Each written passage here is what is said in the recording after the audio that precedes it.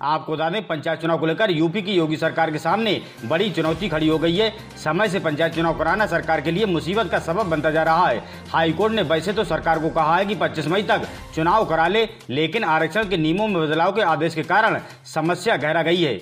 High court की Lucknow bench ने राज्य सरकार को आदेश दिया है कि पंचायत चुनाव में आरक्षण के लिए आधार वर्ष 1995 को न मानकर 2015 को माना जाए। सरकार आरक्षण कर चुकी थी, ऐसे में अब दोबारा से आरक्षण की प्रक्रिया पूरी करने में फिर से 1 महीने का समय लगेगा। जाहिर है कि हाईकोर्ट द्वारा दी गई 25 मई की समय सीमा के भीतर पंचायत चुनाव संभव नहीं दिखाई दे रहा है।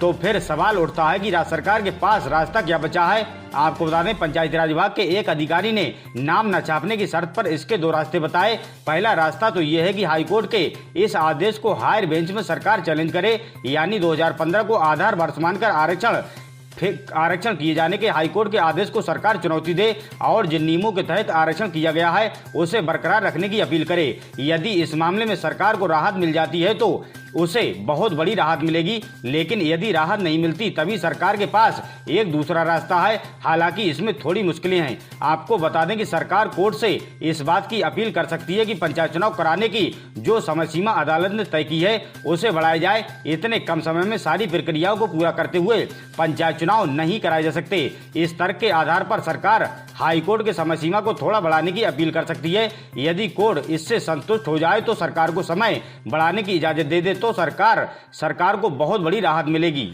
इसी बीच आपको बता दें कि सरकार यदि जून तक चुनाव करा ले तब भी उसके सामने कोई संवैधानिक संकट नहीं खड़ा होगा। पंचायतों में जिन अफसरों को प्रशासक बनाया गया है उनका 6 जून को पूरा समय हो रहा है। ऐसे में जून तक यदि सरकार चुनाव कराए तब भी उसके सामने कोई मुश्किल नहीं होगी। अब देखना यह है कि राज्य सरकार की ओर से इस मामले में अगला कदम क्या होता है। बता दें कि पंचायत चुनाव के बीच में ही यूपी बोर्ड की परीक्षाएं भी करानी है, सरकार के लिए कम चुनौतीपूर्ण नहीं है। बोर्ड परीक्षाओं में बड़े पैमाने पर उन्हीं लोगों की सेवाएं ली जाती हैं जो चुनाव में अपनी सेवाएं देते हैं। साथ ही उन्हीं संसाधनों का भी इस्तेमाल होता है जिन संसाधनों के दम पर चुनाव संपन्न कराए जाते हैं। वीडियो के आखिर में आपको बता दें कि उत्तर प्रदेश पंचायत चुनाव को लेकर इलाहाबाद हाई कोर्ट द्वारा दिए गए फैसले के बाद अब नई आरक्षण सूची जारी की जाएगी। कोर्ट ने इस फैसले में 1995 के बदले साल 2015 को आधार वर्ष मानने का निर्देश दिया है। इस निर्देश के यानी फैसले का असर एक और जहां चुनाव की तारीखों पर पड़ने वाला है, वहीं दूसरी ओर प्रत्याशियों को भी अच्छा खासा नुकसान हो सकता है। दरअसल पहली सूची जारी होने के बाद प्रत्याशियों ने प्रचार के लिए खर्च करना शुरू कर दिया था।